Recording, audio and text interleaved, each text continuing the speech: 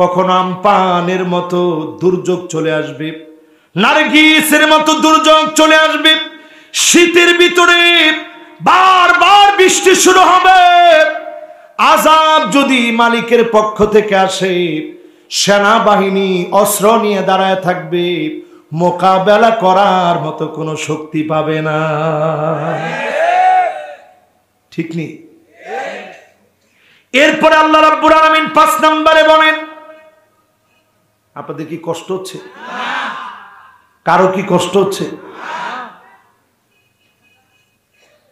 ও চালায় যাব? আমি তো দেখতেছি আলহামদুলিল্লাহ এখনো সবাই মনোযোগ নিয়ে শুনতেছে। 5 নাম্বার, এই জমিনে যারা ক্ষমতায় আসবে, 5 নম্বরে ক্ষমতায় আসলে ইসলাম যদি আপনি শুধু মুখে না বলে অন্তরে যদি আপনি বিশ্বাস করেন, আপনার 5 নম্বরে এটা বুঝে রাখতে হবে, ওয়া ইন্না কাসীরাম মিনান নাসি লাফাসিকুন, অধিকাংশ লোকই কোরআনের পক্ষে আসবে না। যারা কোরআনের বিরুদ্ধাচরণ করবে, কোরআনের বিরুদ্ধে আইন করবে, আলেমদের উপরে জুলুম করবে, তারা ফাসিক। ফাসিকরা কোরআনের বিরুদ্ধে থাকবে। ঠিক কিনা বলে?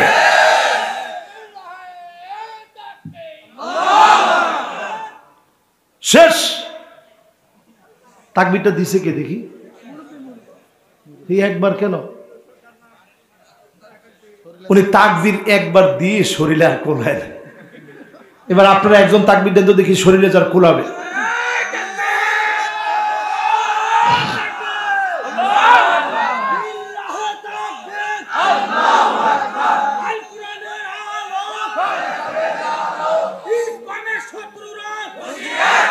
মাশাআল্লাহ, মাশাআল্লাহ, মাশাআল্লাহ। ইসলামের শত্রুতা করে বাঁচার কোনো সুযোগ নেই। মাশাআল্লাহ, আমরাও একেবারে শেষ দিকে, আমরাও একেবারে শেষ দিকে। আপনারা আছেন তো ইনশাআল্লাহ? এই যে মেহমানরা উঠে গেছে, আপনারা কিন্তু মন খারাপ করেন না। ওনারা কিন্তু সুন্দর করে ছুটি নিয়ে গেছেন, ওনাদের আরো এক জায়গায় প্রোগ্রাম আছে, এই জন্য ওনারা ছুটি নিয়ে গেলেন। ইনশাআল্লাহ, ইনশাআল্লাহ আমরা ইনশাআল্লাহ অসুবিধায় মেহমানদের জন্য দোয়া করছি মন থেকে। বাবারে, এখন সালাম দিলে মাহফিল নষ্ট হয়ে যাবে। এখন মাহফিলে সালাম দিলে আমি চেয়ারম্যান সাহেবের পক্ষ থেকে আপনাদের কাছে দোয়া চেয়ে নিচ্ছি। ভাই আমার অনেক ভালো মানুষ, কিন্তু এখন যদি উনি সালাম দেন তাহলে মাহফিলটা নষ্ট হয়ে যাবে। পরে প্রিন্সিপাল সাহেব যদি সারা দিনও বলে যে হুজুর মাহফিলটা একটু লোকজনদের বসতে বলেন, লাভ হবে না। আমার ঠিক তো কয় না? তার মানে বোঝা যায় নামাজ যখন শুরু হয়ে গেছে তখন আর মাথার টুপি ঠিক করলে লাভ হবে না। এই জন্য আমার ভাইয়ের জন্য আমি দিল থেকে আগেই দোয়া করে দিছি। আপনারা দেখছেন না? এখনো আপনাদেরকে নিয়ে দোয়া করতেছি। আমার ভাই অত্যন্ত বিনয়ী মানুষ, এতক্ষণ ধরে শুনে গেছেন। ওনার আরো একটা মাহফিলে যাওয়া লাগবে। একটা লোক, এই যে সুন্দর একটা পরিবেশ ছিল, একটা লোক আমরা নড়াচড়া করবো না ইনশাল্লাহ। বলেন কে কে নড়াচড়া করবো না? হাত তুলেন। আল্লাহর একটু দেখান তো দেখি।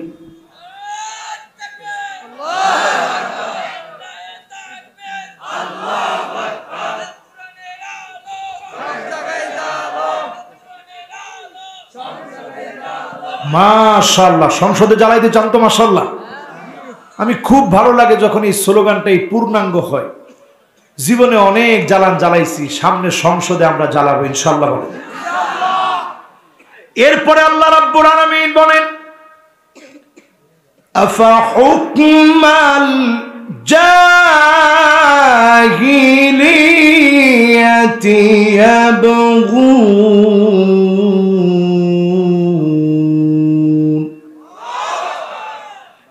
নবী এত কিছুর পরেও কি মানুষ কোরআন বাদ দিয়ে জাহিলিয়াতের দিকে চলে যাবে? জাহিলিয়াতের দিকে চলে যাওয়ার অর্থ কি? রাতের অন্ধকারে বিচার করার নাম জাহিলিয়াতের বিচার না। যেই লোকটা ঘরের ভিতরে ছিল না এমন লোকের নামে মামলা দেওয়ার নাম হচ্ছে জাহিলিয়াতের অন্ধকার বিচার। ঠিক কিনা বলেন? আলেমের নামে দর্শনের মামলা দিয়ে দিনের পর দিন জাল খাটানোর নাম জাহিলিয়াতের মামলা। ঠিক কিনা বলেন? কথা কি বুঝে আসে আপনাদের? সবার কি বুঝে আসে? এই কথা বলার কারণে, কোরআনের এই আয়াত বলার কারণে আজকের এই মাহফিলে যদি আমাকে হত্যা করা হয়, আমার দিলের ভিতরে কোনো ভয় নাই, আমার দিলের ভিতরে সামান্য কোনো আফসোস নাই। জমিনটা আল্লাহর, এই জমিনে শুধু আল্লাহর দিন কায়েমের চেষ্টা করা লাগবে, ঠিক কিনা বলেন?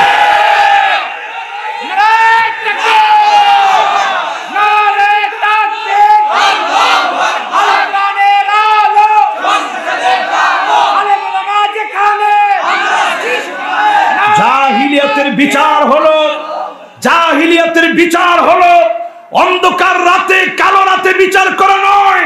জাহিলিয়াতের বিচার হচ্ছে নির্দোষ কোন মানুষকে দোষী বানায়া যুগের পর যুগ অন্ধকার প্রকোষ্ঠে দিয়ে রাখা, ঠিক কিনা বলে?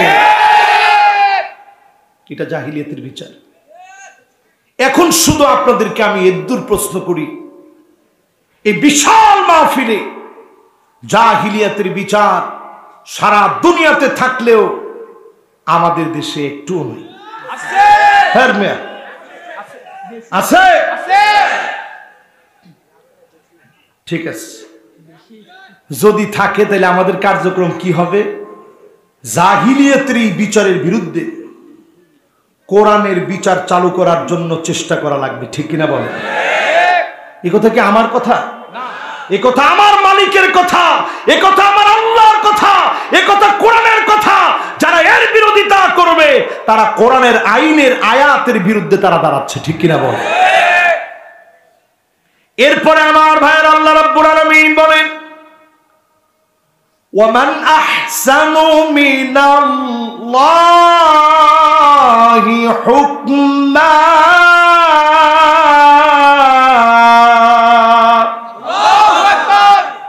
সবাই কোরআনের দিকে আসবে না। এই কোরআনের চাইতে সুন্দর কোনো কথা হতে পারে না।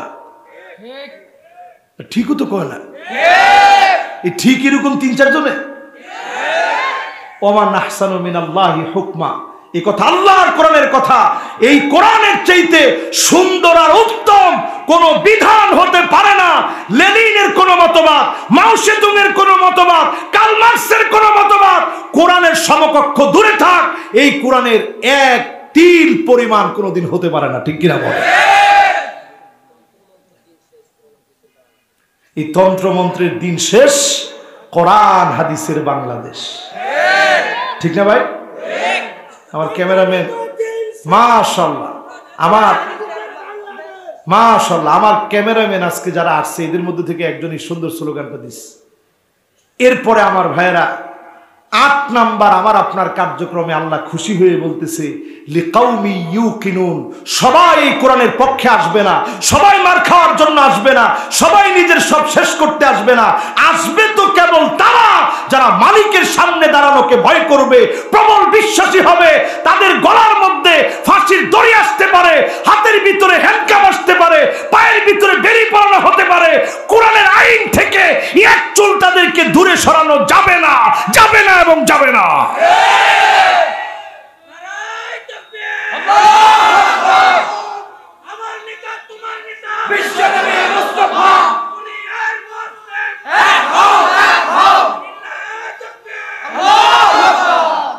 বাস বাস শুনেন, মাশাআল্লাহ নারায়ে তাকবীর দেওয়ার সময় বাধা দেওয়া যাবে না, বলেন।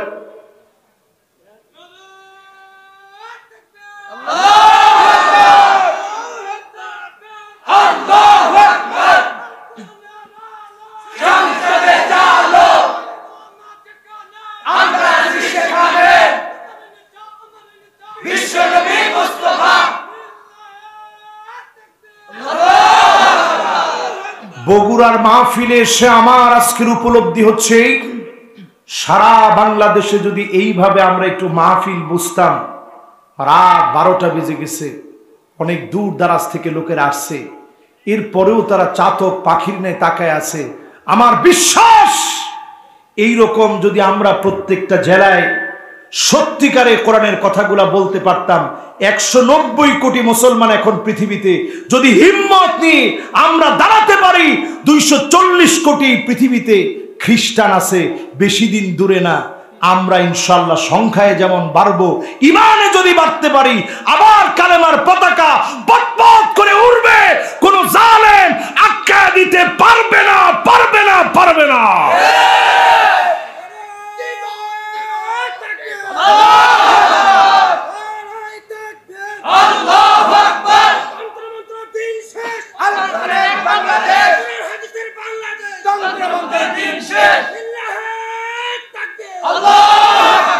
এবার আমার এই মাহফিলের একেবারে শেষ কথাগুলা মন নরম করে দিয়ে শুনবেন। শেষ,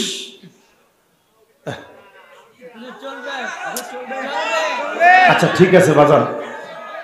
আচ্ছা, একদিনে যদি মাহফিল এখানেই শেষ হয়ে যায়, তাহলে আমারে কি জীবনে আর কোনদিন দাওয়াত দিবে? আমি কি এই কাজ জীবনে করবো আপনাদের কাছে মনে হয়?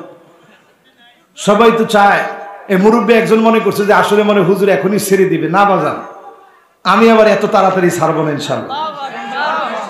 আমি সময় মতো গিয়েই কমপ্লেক্স একেবারে আমার আলোচনাটা পুরো আপনাদেরকে গোলায় খাওয়ায় দিয়ে এরপরে এখান থেকে যাবো ইনশাআল্লাহ।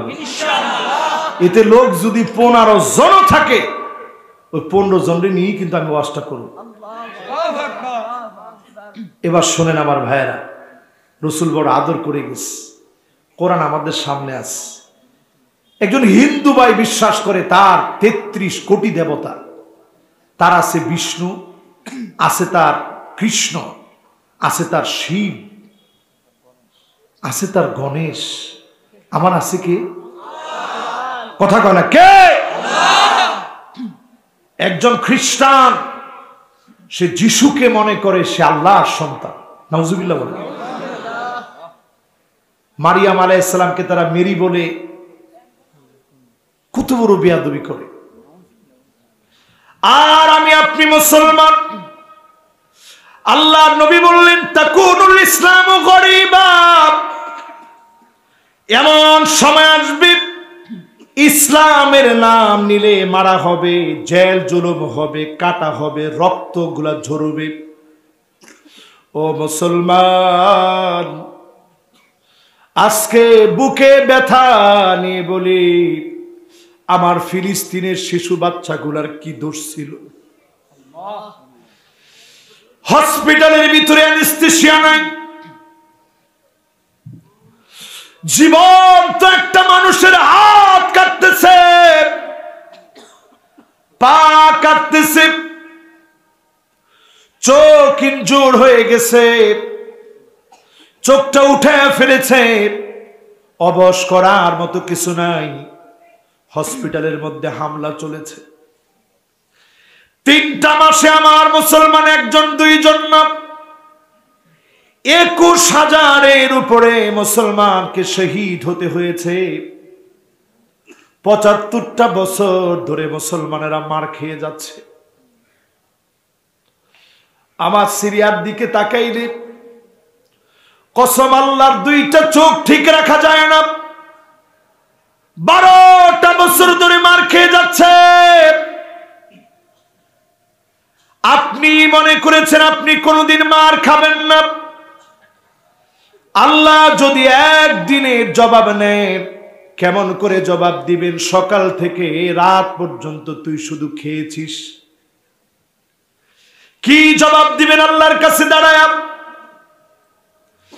আজকের মাহফিলে এত সুন্দর মেহমানদারি করা হলো, অথচ আল্লাহ নবী ঘরের বাইরে একদিন পায়চারি করতে বের হয়েছেন। তাকায় দেখেন আবু বকরও বের হয়েছে, হযরত ওমরও বের হয়েছে। আল্লাহ নবী বললেন, এই সময়ে তোমরা বের হও না কেন? 2 জন জবাব দিল, গো নবীজি, ক্ষুধার যন্ত্রণায় বের হয়েছি, ঘরের ভিতরে কোনো খাবার নাই, ক্ষুধার যন্ত্রণায় টিকতে না পেরে বের হয়েছি। আল্লাহর নবী 2 জন সাহাবীকে আদর করে বললেন, আমিও ক্ষুধার যন্ত্রণায় বের হয়েছি। নবীজি বললেন, চলো। আনসারী একজন সাহাবীর বাড়ির দিকে গেলেন। ভিতর থেকে আওয়াজ করে বলা হলো, মারহাবান মারহাবা। আল্লাহর নবী আবু বকর ওমরকে দেখে আল্লাহর নবীর ওই মহিলা সাহাবী বড় খুশি হয়ে গেছে। নবীজি গিয়ে বললেন, আইনা ফুলান, তোমার স্বামী কোথায় গো? আমাদের জন্য মিষ্টি পানি আনতে গেছে। সাহাবী এসে দেখলেন নবীজির চেহারার ভিতরে ক্ষুধার ছাপ পড়ে গেছে, আবু বকরের চেহারা ক্ষুধার ছাপ পড়ে গেছে, হযরত ওমরের চেহারার মধ্যে ক্ষুধার ছাপ পড়ে গেছে। বড় মায়া নিয়ে বললেন, নবী একটু অপেক্ষা করেন, আমি নিয়ে আসতেছি। খেজুর এনে দিলেন, ছুরি নিয়ে বের হচ্ছে। আল্লাহর নবী বললেন, কোথায় যাও? বললেন, এখনই গিয়ে ছাগল জবাই করব। আল্লাহর নবী বললেন, আবু বকর, ওমর, যে খেজুরগুলা তোমরা খেয়েছো, এই খেজুরের নিয়ামতের জবাব যার সামনে দিতে হবে তিনি কে?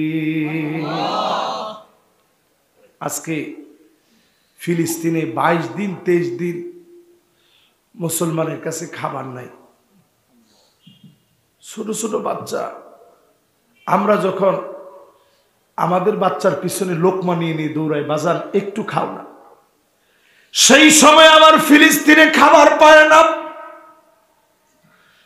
কোন অপরাধ নাই, এই শ্রেষ্ঠ মানুষগুলা শুধুমাত্র কষ্ট করতেছে ইসলামের জন্য। অবশ্যই যিনি এর বদলা দিবেন, জমিনের দিন কায়েম হয়ে যাবে, তিনি কে? আজকে আপনাকে বলি, আপনি কয় নাম্বারের মুসলমান, কয় নাম্বারের উম্মত প্রমাণ হবে তখন। এই মাহফিল থেকে যাওয়ার আগে অনেকে মনে করছে যে হুজুর মনে হয় আরো 1 ঘন্টা ওয়াজ করবে।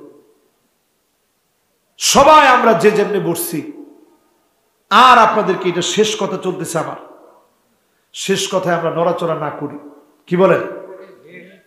কষ্ট হবে আপনাদের? একেবারে আমার শেষ কথা চলতেছে, অনেক দূরে যাওয়া লাগবে। কালকে প্রোগ্রাম শুধু ঠাকুর গায়ে। আমি সিলেট থেকে যে আসছি, সারাদিন সফর করে শরীর খুব ক্লান্ত, কিন্তু মোটেও আমার ক্লান্ত লাগে না তখন আমি যখন তাকায় দেখি শীতকে উপেক্ষা করে কোরআনের মাহফিল শোনার জন্য লোকেরা বসে আছে। আমি আশায় বুক বাঁধি, আর তখন মনে হয় সেদিন বেশি দূরে না, আমার দেশেও কালেমার রাজ কায়েম হয়ে যাবে, ঠিক কিনা বলে? এই জন্য আমার ভাইয়েরা ফিলিস্তিনের মুসলমানদের কথা মনে করেন। বদ্বীপের মতো ছোট্ট দেশ আমার বাংলাদেশে, চারদিকে অমুসলিমরা চারদিক থেকে ঘিরে আছে। আমার দেশটারে মালিক বড় ভালোবাসে, না হলে করোনা ছিল। কত শক্তিশালী দেশগুলো মাথা নত করে দিয়েছে। আমার মতো গরিব দেশটাকে যিনি হেফাজত করেছেন তিনি কে? জাপানের দিকে তাকায় দেখেন, 7.5 মাত্রার ভূমিকম্প, একদিনে 155 বার ভূমিকম্প হয়েছে। আধুনিকতার কোনো অভাব নেই, রাস্তায় রাস্তায় টয়লেট দেওয়া আছে। বাইরে থেকে টয়লেট দেখা যাচ্ছে, ভিতরে যাবেন সব বন্ধ। রাগ উঠছে প্রচন্ড, চিল্লাইবেন কই? রুম করে দেওয়া আছে জাপানে, গিয়ে চিল্লা, কেউ শুনবে না। আপনি নিজে একলা একলা আপনার চিৎকার শুনবেন, শুনে কইবেন কি রে, আমি কি পাগল নাকি? যে জাপানের ভিতরে আধুনিকতার কোনো অভাব নাই, সেই জাপান একটা বারের জন্য একটা ভূমিকম্প আটকাইতে পারে নাই। আমাদের দেশের লোকের আমরা এইরকম হইছি, যখন করোনায় আমাদের দেশকে মালিক মহব্বত করে ছেড়ে দিছে, এরপরে আমরা বক্তব্য কি বলছি? আমরা করোনাকে মোকাবেলা করেছি। বেটা মার তো খাস নাই আল্লাহ। আমরা করোনাকে মোকাবেলা করেছি। করোনার মোকাবেলা দূরে থাক, একটা ল্যাংড়া মশার ডানার সঙ্গে মোকাবেলা করার ক্ষমতা কারো নাই। যদি থাকতো এতগুলা মানুষ ডেঙ্গু মশার কামড়ে মরতো না বেটা প্রতি বছর। কত কামান মানামান হাম থাম নিয়া গনগন গনগন করে ঘুরেন হসপিটালে হসপিটালে, রোগী দিয়া ভরা। বোঝা যায় আল্লাহর কোন আযাব রুখে দেওয়ার মতো ক্ষমতা কারো নাই। এই জন্য আমার ভাইয়েরা এই মাহফিলে যারা বসছেন, নবী আমাদেরকে বড় আদর করে গেছে, মহব্বত করে গেছে। আমাদেরকে নবীজি খুঁজবেন সেদিন, আল্লাহ কোথায় আমার আদরের উম্মত? গুররান মুহাজ্জালিন মিনাল ওযু, ওজুর পানিগুলা ঝকঝক করে উঠবে। নবী দেখি বলবে, আল্লাহ এটাই তো সেই উম্মত। আল্লাহ নবী শাফাত করবে, অবশ্যই যিনি ধন্য বানায় জান্নাতি বানায় দিবেন তিনি কে? দুঃখ কয়টা বলবো বলেন? কুমিল্লা, এই ঢাকার পাশের জেলা কুমিল্লায় আপনারা দেখছেন একটা নার্সিং কমপ্লেক্সে মেয়ে 3 জন একটু বড় হিজাব কেন পড়ছে? একটা মুসলিমা মহিলা, মেহরিনা মনে হয় না কি জানি, মেহরিন মনে হয় না, একটা মুসলিমা নারী একজনের হিজাব কেটে দিছে। পরে খবর নিয়ে দেখা গেছে মেয়েটা হিন্দু, কিন্তু ইসলামের শালীনতা তার কাছে খুব ভালো লেগেছে। এই জন্য তার নিজের সৌন্দর্য ঢেকে রাখার জন্য, যাতে করে এইটার দিয়ে কোনো ফিতনা না হয়, হিজাব বড় করে দিছে। ওই মহিলা এই জন্য হিজাবের মধ্যে কেচি লাগাইছে। এখন মহিলা যদিও মাপ চায়, ভুলের মাপ হয়, এটা ভুল নয়, এটা ইচ্ছাকৃত এই জাতির সঙ্গে প্রতারণা করা, ঠিক কিনা বলে? শিক্ষক নামে নানা জায়গায় গুপ্তভাবে যে সমস্ত শিক্ষিকা, যে সমস্ত শিক্ষক নানা এজেন্ডা বাস্তবায়নের জন্য লুকায় আছে, চিহ্নিত করে তাদের বিরুদ্ধে শাস্তি নিশ্চিত করা দরকার, ঠিক কিনা বলে? আন্দোলন হচ্ছে এখন তার বিরুদ্ধে। এটা বলার উদ্দেশ্য ছিল, 3টা মেয়ে চিন্তা করেন হিজাব বড় করে দিস, অথচ আমার দেশে আমরা নবীর উম্মত মনে করি নিজেকে, নিজের মেয়েদেরকে নিজ হাতে আমরা প্যান্ট শার্ট কিনে দেই। আল্লাহর হাবিব বলেছে, আল মারআ আল মুতারাজ্জিলা আল মুতাশাব্বিহাতু বির রিজাল, ওই মেয়ের দিকে মালিক তাকাবেন না, লা ইউকাল্লিমুহুমুল্লাহ, কথা বলবেন না, ওয়ালা ইউযাক্কিহিম ওয়ালা ইয়ানজুরু ইলাইহিম, দয়া দেখাবেন না, তাকাবেন না, কথা বলবেন না।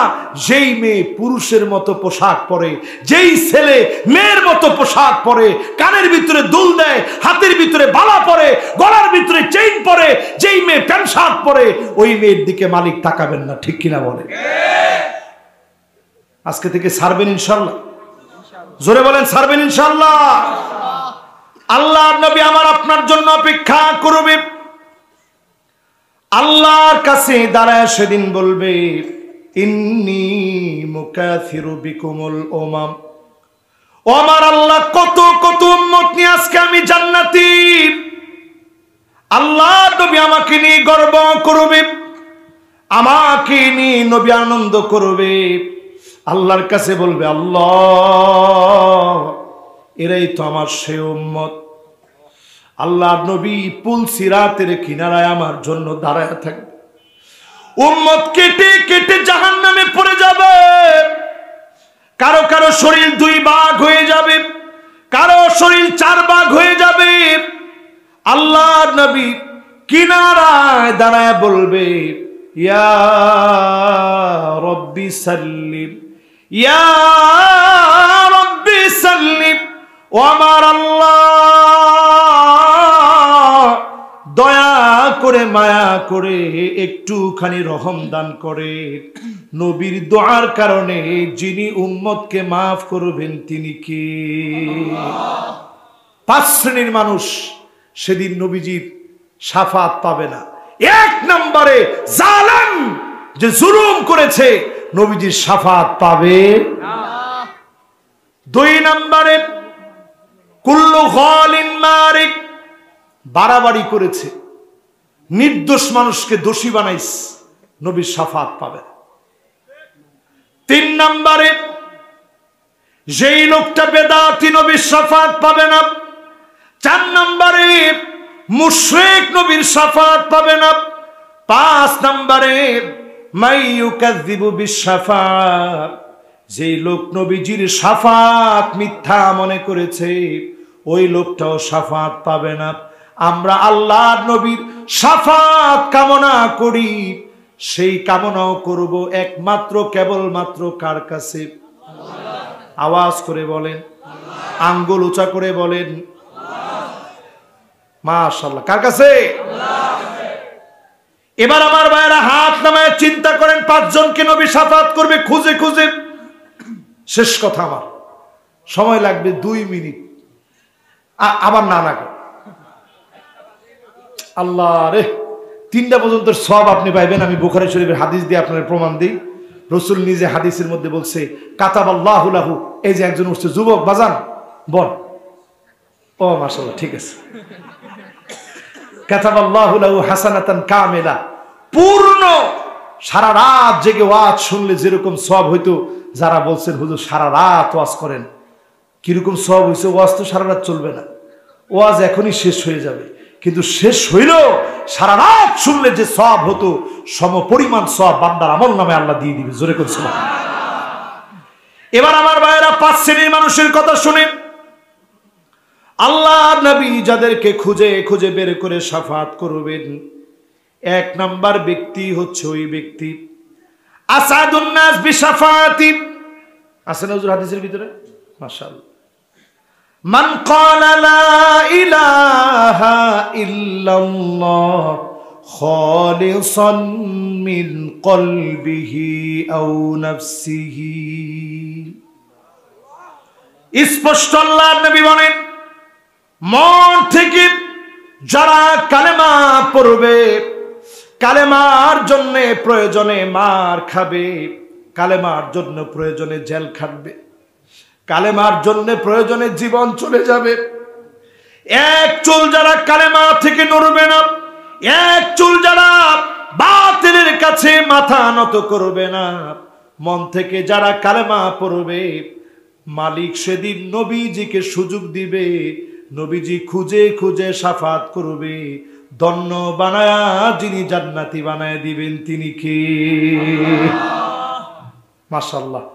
1 নাম্বার শেষ, কই না? এবার আসেন আমার ভাইরা 2 নম্বরে যারা আযান শুনবেন, নামাজ না পড়ে ঘরে বসে থাকবেন। আবার কয় না, জোরে কর না, জোরে বলেন। যারা নামাজের আযান শুনলেন, কুলু মিসলা মা ইয়াকুলুল মুয়াজ্জিন, মুয়াজ্জিনের অনুরূপ আযান আপনি দিবেন, মুয়াজ্জিনের কথাগুলোর সঙ্গে সঙ্গে ঠোঁটটাকে মিলাইবেন, আযানের দোয়াটা পড়বেন। আল্লাহুম্মা রাব্বা হাযিহিদ দাওয়াতিত তাম্মাহ ওয়াস সালাতিল কাইমাহ আতি মুহাম্মাদানিল ওয়াসিলাতা ওয়াল ফাদিলা ওয়াবআথহু মাকামান মাহমুদানিল্লাযী ওয়া'আদতা ইন্নাকা লা তুখলিফুল মিআদ।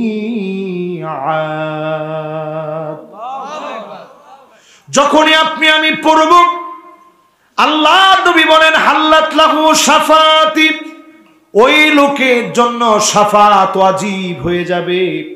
নবী যদি অবশ্যই শাফাত করে, অবশ্যই যিনি মাফ করে জান্নাতি বানায় দিবেন তিনি কে? এবার আসেন আমার ভাইরা 3 নম্বরে। কয় নাম্বার? আরো আস্তে জোরে বলেন। আকসারুহুম আলাইয়া সালাহ। আজকে কি বার গেছে? ওহ মাশাআল্লাহ, কয় শুক্রবার। কিন্তু কিটা পাইছেন আপনারা? কোন জুমুআহ। মাদ্রাসার মাহফিল থেকে আর কিচ্ছু নিতে না পারলে শব্দটা নিয়ে যান, কোন জুমুআহ। আরে জুম্মা না, জুমুআহ। আবার কয় জুম্মা, কোন জুমুআহ। কোন তো দেখি এবার? মাশাআল্লাহ, কোন তো দেখি? দেখছেন আরবি কিন্তু এত সহজ না, আবার কঠিন না।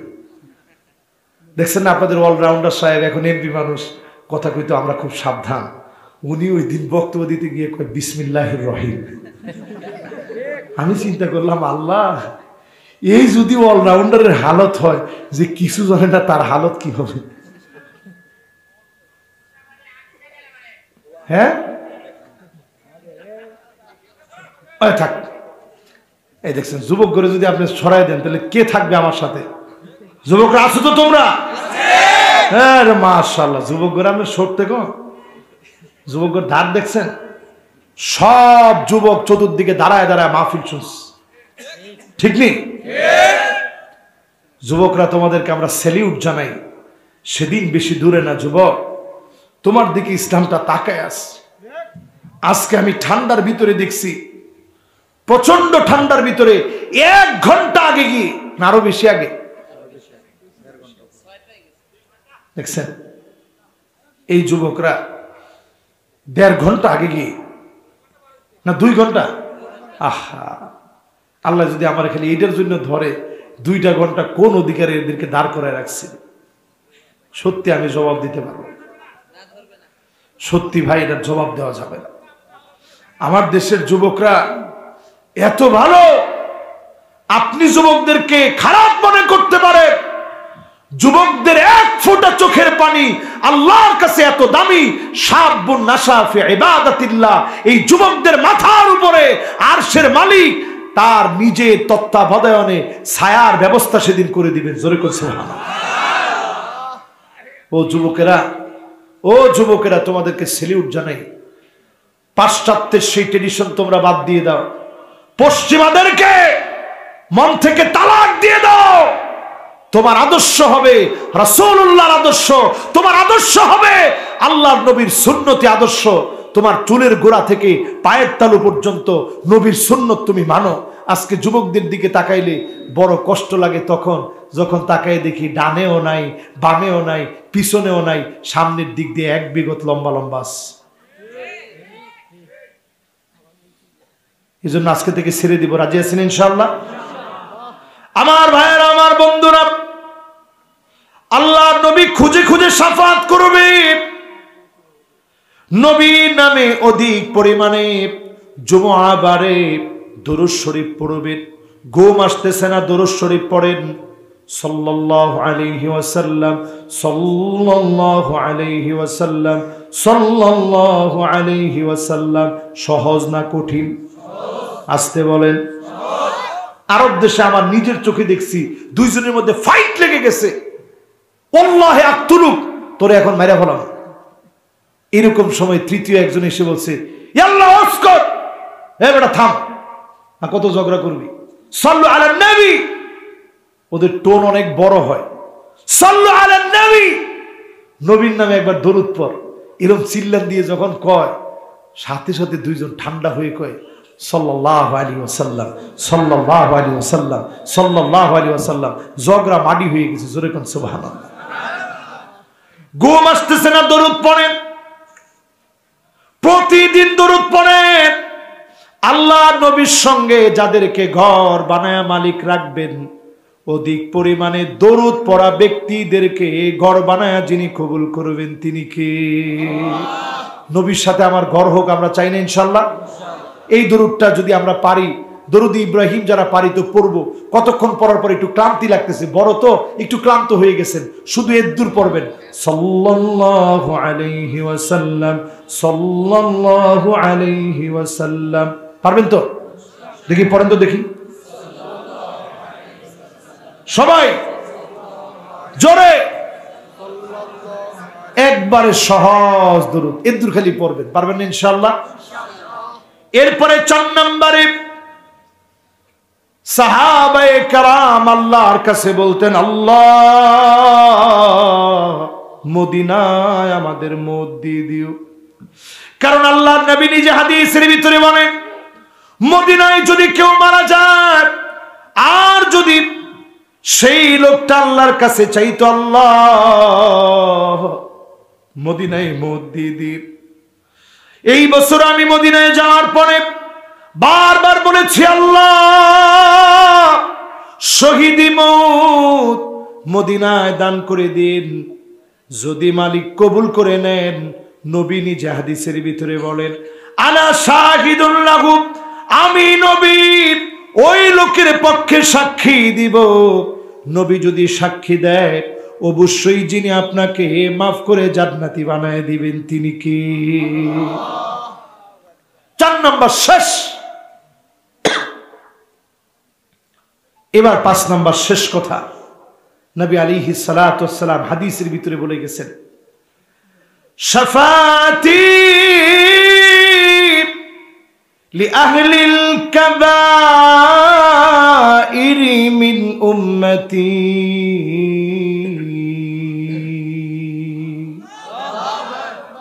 আমার গুনাহগার উম্মতের জন্য শাফাআত করব।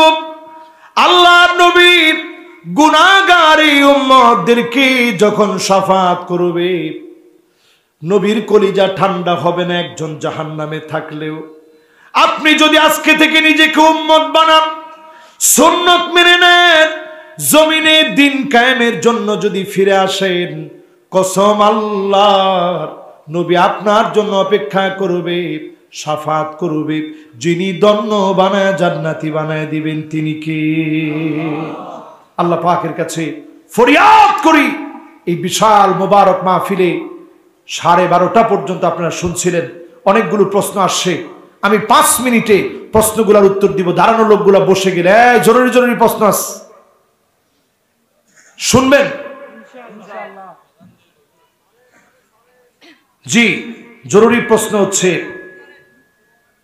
জরুরি প্রশ্ন, এই যে প্রশ্ন দিচ্ছেন এগুলা যদি আমি বলি মারামারি লেগে যাবে বাবা। বলবো? এই যুবকরা বসেন, যুবকরা বেশিক্ষণ না তো, 10 মিনিট তাইলে থাক। না না না, উঠলে শেষ। না না, এইরকম একটা মোবারক মাহফিল মোনাজাত ছাড়া আমি শেষ করতে চাই না। আমি এমনি প্রশ্নের উত্তর দিই না, আমি জ্ঞান ট্যান কম দিব। শোনেন, প্রশ্ন হচ্ছে, পাকিস্তানের লাহোরে মোহাম্মদ কাসেম নামে এক ব্যক্তি যে স্বপ্নগুলো দেখছে, মিডিয়াতে প্রচার হচ্ছে, এই বিষয়ে কোরআন হাদিস অনুসারে জানালে উপকৃত হতাম। প্রশ্নটা কে করছে দেখি? না না না, চলে যায় না বেটা, এরা অলরেডি আমারে নিয়ে লাগছে ইচ্ছা তাহলে যে হুজুরে এই বিষয়ে জিজ্ঞাসা করি, যে ইমাম মাহাদি নিয়ে হুজুর অনেক বক্তব্য দিছে, এই জন্য জিজ্ঞাসা করি যে মোহাম্মদ কাসেম উনি কি ইমাম মাহাদি কিনা। মানুষ কত রকমে কতভাবে বিভ্রান্ত হয়, একটু চিন্তা করেন। মোহাম্মদ কাসেম নামে লাহোরের যে ব্যক্তি, রসুল হাদিসের ভিতরে বলছেন ওয়াহুয়া মিন ইতরাতি, হুজুর কইছেন এরকম হাদিসের মধ্যে? মাশাআল্লাহ, হুজুর কি কোন কইছে না? মদ্দেশা হুজুর কই? প্রিন্সিপাল হুজুর আছেন, অসুবিধা নেই। প্রিন্সিপাল হুজুর হাজারো আলেমের উস্তাদ। ওয়াহুয়া মিন ইতরাতি, মানে সে আমার বংশ থেকে আসবে। পাকিস্তানের লাহোরে এক ব্যক্তি 26 বছরে 300 বারের বেশি নবীজির স্বপ্ন দেখছেন। অনেকে আল্লাহু আকবার বলে উঠছেন, অনেকে সুবহানাল্লাহ বলছেন। যেই কথাটা এখন আমি বললাম, এই কথাটা কি কোরআন হাদিস? কি না, খালি স্বপ্ন না, মাহফিলের ভিতরে আমি মাইক দিয়া বললাম, সত্য হইতে পারে, মিথ্যাও, কিন্তু এটা খবর, জুমলায় খবরিয়া, মাশাআল্লাহ, এটা সত্য মিথ্যা হওয়ার সম্ভাবনা রাখে 100%। আজকে আমি যদি বলা শুরু করি আমি রসুল রে, না আস্তাগফিরুল্লাহ, এগুলো বলি না, আল্লাহ মাফ করো, এই ধরনের ফালতু কথা উদাহরণের জন্য আমি বলতে রাজি না। আল্লাহু আকবার। রসুলের জীবনে স্বপ্ন দেখলাম না, আর এখনকার সময় এগুলো নিয়ে আমরা ব্যবসা শুরু করছি। 300 বার নবীজির স্বপ্ন দেখছে। আচ্ছা, যদি স্বপ্ন দেখাও, এই স্বপ্ন দেখা কি ইমাম মাহাদি হওয়ার আলামত নাকি? ইমাম মাহাদি হওয়ার 100টা আলামতের 99টাও যদি কোনো ব্যক্তির ভিতরে মিলে, একটা বাকি, ততক্ষণ পর্যন্ত তাকে ইমাম মাহাদি বলা যাবে না। এখনই তার পিছনে আপনারা মিছিল লাগাইছেন কেন? বাংলাদেশে ফেসবুকে পেজ খুলে ওইখানে আমার বক্তব্য কাট করে লাগাই দিস। কোন বক্তব্য? আমি হাদিসের একটা ইবারত দিয়ে বুঝাইছি, রসুল নিজে তাকান এবার। রসুল বলছে, আমার চুলগুলো দেখতেছেন, চুল দেখেন না। রসুল নিজে হাদিসের মধ্যে বলছে, ইমাম মাহাদি যে হবে তাকে চিনার একটা আলামত হচ্ছে আজলাল জাবিহা। আজলাল জাবিহা মানে হচ্ছে বড় কপালওয়ালা। এটা বলতে গিয়ে আমি টুপি খুইলে এইভাবে দেখাইছি, দেখেন এই যে আমার কপাল তো খুব বড় না, কিন্তু ইমাম মাহাদি যিনি হবে ওনার কপালটা বড় হবে। মুহাম্মদ কাসেমের যারা ভক্ত বাংলাদেশে, এরা করছে কি, এই বক্তব্যটা নিয়ে লাগাই দিয়েছে, দেখছেন এই হুজুরও বলছে মুহাম্মদি কাসেম ইমাম মাহাদি। এটা অলরেডি ফেসবুকে ভাইরাল হয়ে গেছে। পরে আমি দেখলাম এটা নিয়ে কথা বলা দরকার। কপালে অনেকের দেখবেন টাকের মধ্যে চুল থাকে না, চুল উঠে এখান থেকে। তা আমি যদি পুরোটা ধরে কপাল মাপেন, বাপরে বাপ, আমার কত বড় লম্বা কপাল, আমি তো ইমাম মাহাদি। এরপরে দ্বিতীয় কথা শোনেন, বেশি দূরে যাওয়া লাগবে না, এই জোড়া কামিল মাদ্রাসার মাহফিলে আমারে আপনারা ওয়াজ করতে আনছেন, আমি খুব আপনাদের প্রতি কৃতজ্ঞ। মাদ্রাসায় যদি নামাজ পড়াইতে দেয়, এখানে যদি একেবারে ক্লিন শেভ একজন ব্যক্তি কোথাও থেকে আসছে, আপনারা কি তারে নামাজ পড়াইতে দিবেন? কি কোন দিবেন? এইরকম একটা জায়গায় যদি আপনারা না দেন, ইমাম মাহাদি গোটা মুসলিম উম্মার নেতৃত্ব দিবে, মাজলুম মানুষের তাহি তাহি করা আর্তনাদে পাশে গিয়ে দাঁড়াবে, কেমনে আপনি তার ইমাম মাহাদি বুঝলেন? এরপরে আসেন, ইমাম মাহাদি যে হবে সারা দুনিয়ায় মানুষের নেতৃত্ব দিবে, উনার আরবি পড়া যদি সহি না হয়, কোরআন পড়া যদি সহি না হয়, আমগো বাংলাদেশের হুজুররা মাথা ঠিক রাখবে? কবি এই লোক কোনটা ফাইল চিনে না, কোনটা মাফউল চিনে না, কোনটা মুবতাদা চিনে না, কোনটা খবর চিনে না। ইদা কানাল ফাইলু ইসমান যাহিরান উহিদাল ফি'লু আবাদান, এগুলো কিছু বুঝে না। এই লোক ইমাম মাহাদি না। ইমাম মাহাদি হবে তিনি, যেই লোক নিজে নিজের প্রচার করবে না। এমন ভাবে জুলুম বাড়বে, ফিলিস্তিনের আজকের আলামত বলে দিচ্ছে। বর্তমান ইহুদিরা আমেরিকা থেকে লাল লাল বাছুর আনছে, কানটা খাড়া করে শুনেন, জবাই করার জন্য। তারা জবাই করবে মাউন্ট টেম্পলের উপরে, মাউন্ট টেম্পল, ওইখানে তারা জবাই করবে মাসিহের আগমনের জন্য। মাসিহ মানে দাজ্জাল, এই দাজ্জালের আগমনের জন্য তারা জবাই করবে। কখন জবাই করবে? বাইতুল মুকাদ্দাসকে ভেঙে টুকরা টুকরা করার পরে, এরপরে তারা লাল বাছুর জবাই করে, ইমাম লাল বাছুর জবাই করে দাজ্জালের আগমনের অপেক্ষায় থাকবে। এখন তারা সব প্ল্যান করে ফেলছে। তারা চাইছিল সুড়ঙ্গ করে বাইতুল মুকাদ্দাস পর্যন্ত পৌঁছায় বাইতুল মুকাদ্দাসকে ধ্বংস করবে। সুড়ঙ্গের জ্ঞান আল্লাহ হামাসকে দিয়ে দিস। তারা দেখতেছে আমরা ফেইল, পারি নাই। এবার তারা চিন্তা করতেছে কৃত্রিম একটা ভূমিকম্প ঘটায়া বাইতুল মুকাদ্দাসকে সরায়া থার্ড টেম্পল হাইকেল সুলাইমানি তৈরি করা লাগবে, না হলে টিকা যাবে না। কারণ তারা জানে যদি কোনো মুসলমান এই পৃথিবীতে একজন জীবিত থাকে, বাইতুল মুকাদ্দাসে যদি হাত দেওয়া হয়, ওই মুসলমান বেনামাজি হতে পারে, ইহুদির বাচ্চাকে ছেড়ে দিবে না। ঠিক কিনা বলে?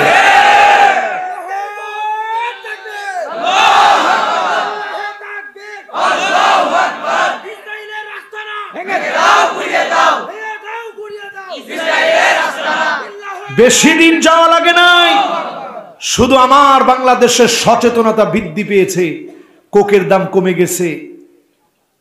হ্যাঁ, কোনটা? হ্যাঁ হ্যাঁ হ্যাঁ, না না না, এখন দেখবেন স্প্রাইট, 7 আপ, কোকা কোলা, তারপরে ওই যে মেরিন্ডা, পেপসি কিনলে, একুফিনা, ডব, সানসিল, এগুলা সবগুলার দাম খালি কমতেছে। খালি অফার আর অফার। মুসলমানকে অফার না মাগনা দিলেও পায়খানা পরিষ্কার জন্য সামনে মুসলমান নিবে না। ঠিক কিনা বলে? একটু হিম্মত নেন মুসলমান, হিম্মত নেন মুসলমান। এই জন্য আজকের মাহফিল থেকে পরিষ্কার বলি, যারে তারে ইমাম মাহাদি বানায়েন না।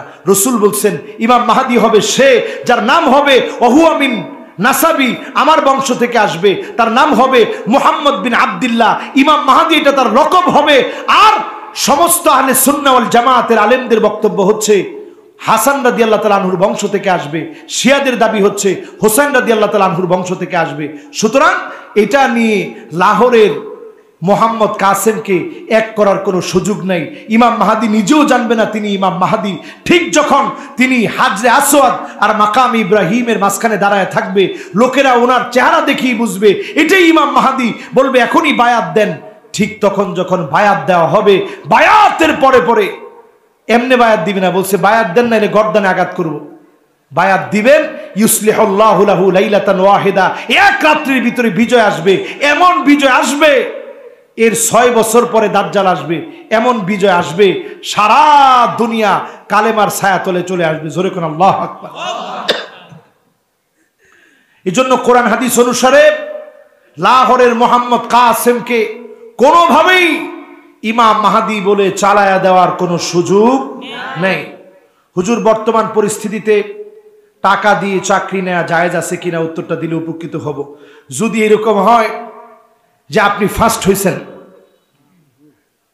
আপনি কি হয়েছেন, কিন্তু যে লোকটা সেকেন্ড থার্ড হয়েছে সে টাকা দিয়ে চাকরি নিয়ে ফেলতেছে, এখন আপনি বাধ্য হয়ে গেছেন, দেওয়ালে পিঠ ঠেকে গেছে, অন্য কোনো রাস্তা নাই, আখাফুদ দরারাইন, না দিয়ে কোনো উপায় নাই, যেই লোক নিচ্ছে সে নিবেই, কোনো কথায় তাকে বারণ করা যাবে না। ফার্স্ট আপনি হইছেন, অধিকার আপনার, কিন্তু সে খাওয়ার অভ্যাস, সে খাবে, আল্লাহর বিরুদ্ধে লড়াই করবে, আল্লাহর বিরুদ্ধে যুদ্ধ করবে, জমিনের লানত নিবে, ফেরেশতাদের লানত নিবে, প্রতি কদমে কদমে আল্লাহর নবী তাকে লানত দিবে, আল্লাহ তাকে লানত দিবে, এমন কি জমিন তাকে লানত দিবে, কবর তাকে লানত দিবে, তার উপরে প্রতি মুহূর্তে আল্লাহর গজব নামবে, তার ব্যবসার মধ্যে বরকত নষ্ট হবে, আল্লাহ তাকে ডুবায় দিবে। এরকম চরিত্র যার ভিতরে আছে, সে টাকা খাওয়ার চিন্তা করে বসে আছে। আপনি এমন অবস্থায় পড়ছেন, না দিয়ে কোনো উপায় নাই, ফার্স্ট হইছেন, মেধাবী মানুষ, চাকরি পাবেন শুধু টাকাটা দিলে। ওই অবস্থায় দেওয়াটা উলামায়ে কেরাম আখাফুদ দরারাইন হিসেবে বলে আপনি দিতে পারেন। তবে যদি না দিয়ে বাঁচা যায় সবচেয়ে ভালো। যদি ওই অবস্থায় দেন তাইলে কোনো রকম বাঁচতে পারবেন যে আল্লাহ আমি তো চাইছিলাম না, কোনোভাবেই দিতে চাই নাই, ওই লোকটা জোর করে নিছে, কারো হক আমি নষ্ট করি নাই, আমি তো ফার্স্ট হয়েছিলাম, শুধু টাকার জন্য চাকরিটা হইতো না, পরে ওই লোকটার শয়তানিতে ধরা দিয়ে টাকাটা দিছে, আল্লাহ মাফ করে দেন। এই অবস্থায় মাফ পেতে পারেন। কিন্তু আপনি যদি 10 নাম্বার হয়ে 1 নাম্বারের অধিকার নষ্ট করেন তাইলে কোনো মাফ নাই। ঠিক আছে? 10 নাম্বার নিলে ফতোয়া দিয়ে দিলাম না, তারপরে তো ফতোয়া এখনো দেই নাই, এটার জন্য 10টা আযাব আছে, 10টা আযাব। এটা নেটে আমার আলোচনাটা আছে, আপনারা দেখে নেবেন। 10টা আযাব আসবে এই পৃথিবীতে। সুবহানাল্লাহ। 1 নাম্বার আযাব হারবুন দিদ্দিল্লাহি আযজা ওয়া জাল্লা। যারা এরকম টাকার লেনদেন করে তারা সরাসরি আল্লাহর বিরুদ্ধে যুদ্ধ করে, লড়াই করে। ঠিকবেন তো? পোলা পাগল হবে, বউ হঠাৎ করে ক্যান্সার হয়ে মারা যাবে, নিজের স্ট্রোক করে পড়ে থাকবেন।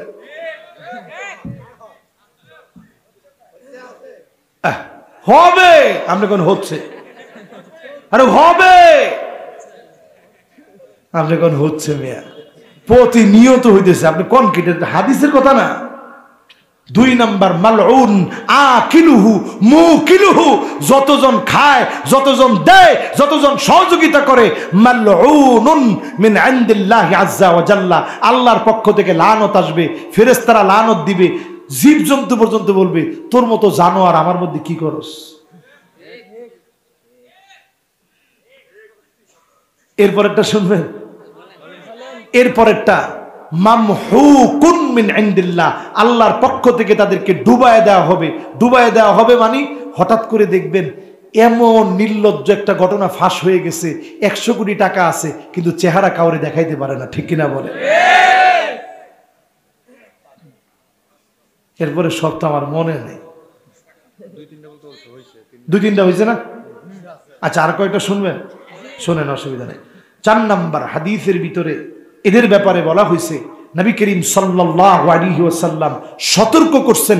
আল্লাহর হাবিব বলছেন ইউহিল্লুনাল আযাব, যাদের জন্য আযাব আসা বৈধ হয়ে যায়, আযাব যাদের কারণে আসবে জমিনের ভিতরে, এর মধ্যে এই প্রকার, এক প্রকার যারা লেনদেন করে টেবিলের নিচ দিয়ে, এদের কারণে আযাব জমিনে কি হয়ে যায়? হালাল হয়ে যায়, হালাল হয়ে যায়। এরপরে হাদিসের ভিতরে আসছে যেই লোকটা টেবিলের নিচ দিয়ে গোপনে লেনদেন করে, এটা আসাদ ও আযম মিনা জিনা, জিনার চাইতে মারাত্মক। জিনা করা ছোট গুনাহ না বড় গুনাহ?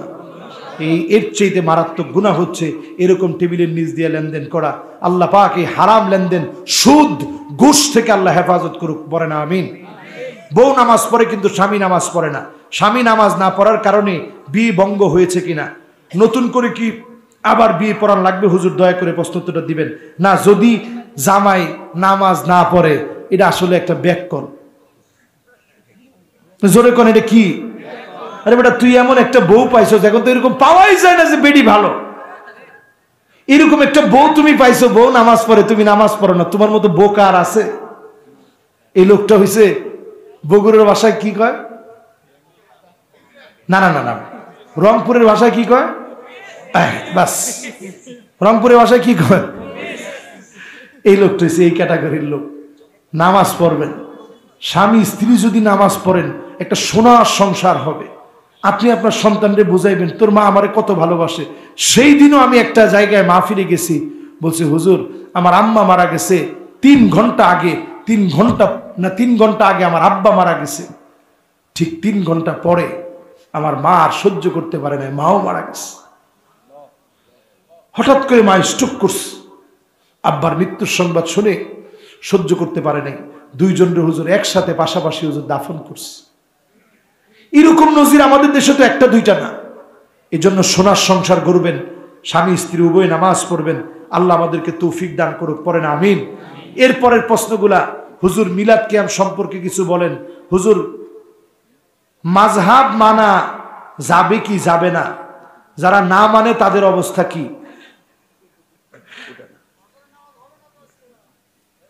ইনশাল্লাহ এখন আর উত্তর না দেই, এগুলো উত্তর দিলে ঝামেলা লাগবে, এগুলো আরেকদিন দিব ইনশাল্লাহ। আল্লাহ তৌফিক দান করলে সবাই 2টা হাত তুলে দিই, আল্লাহুম্মা আমিন। ربنا ظلمنا أنفسنا وإن لم تغفر لنا وترحمنا لنكونن من الخاسرين ربنا لا تزغ قلوبنا بعد إذ هديتنا وهب لنا من لدنك رحمة إنك أنت الوهاب আয় আল্লাহ তাআলা, গভীর রাতে অন্ধকার রজনীতে শৈত প্রবাহের প্রবল এই ঠান্ডার সময়ে 107তম মাহফিলে, জোড়া কামিল মাদ্রাসার এই মাহফিলে কত কত আলেম 107 বছরে এসেছে। অনেকেই অন্ধকার কবরে চলে গেছে। বিশেষ করে মালিক আমাদের প্রিয় আল্লামা শেষবারের জন্য একটা বার আর ওনার কাছ থেকে শোনা হলো না। দুনিয়া থেকে চলে গেলেন। মেহেরবান মালিক কবরটাকে জান্নাতে টুকরা বাগান বানায় শহীদি মর্যাদা দান করে দিয়েন আল্লাহ। আল্লাহ তাআলা যত আসাতিজা এই মাদ্রাসায় খিদমত করলেন, অন্ধকার কবরে চলে গেছে,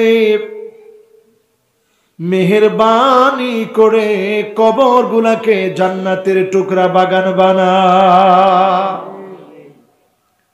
আল্লাহ তাআলা যারা যারা হাত উঠিয়েছি, অনেকেই এমন আছি জনম দুঃখিনী মাকে হারিয়ে ফেলেছি।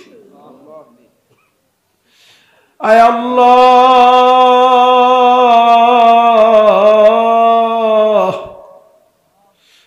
আজকেও যখন মাহফিলের জন্য বের হয়েছি, আমার মা ডাক দিয়ে বলেছে, বাজান রে তোর মাথাটা আমার দিকে গিয়ে। মাবুদ মাথাটা নিয়ে মা আমার দোয়া করে বলেছে, আল্লাহ ছেলেটারে তুমি সুস্থ রাখো। এমন মা যার চলে গেছে, অন্ধকার কবরে ঘুমায় আছে, মেহেরবানি করে মায়ের কবরটাকে জান্নাতের টুকরা বাগান বানা।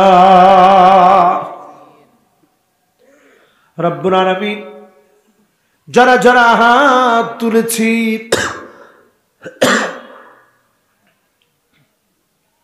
এমন অনেকে আছি আব্বা নাই, অন্ধকার কবরে চলে গেছে। আজকেও আব্বার কাছে হাত ধরে বলেছে, আব্বা দোয়া করবেন আমার জন্য। আমার বাপ ফেল ফেল করে আমার দিকে তাকায় আছে। ছোট্ট দুইটা, এক ছেলে এক মেয়ে আমার দিকে তাকায় বলতেছে, আব্বা আল্লাহ যেন তোমার সহি সালামতে পৌঁছায়। সঙ্গে সঙ্গে মনে হয়েছে, আল্লাহ ছেলে যেমন বাপের দিকে তাকায় থাকে, বাপ যেমন ছেলের দিকে তাকায় থাকে, অনেকের বাপ না এখন আর তাকাইতে পারে না। মালিক মেহেরবানি করে ইসালে সাওয়াবে মাহফিলে যতজনের আব্বা কবরে ঘুমায়, কবর গুলাকে জান্নাতের টুকরা বাগান বানান। আল্লাহ আপনি শিখিয়েছেন, রব্বিরহামহুমা কামা রব্বায়ানি সগীরা, রব্বিরহামহুমা কামা রব্বায়ানি সগীরা।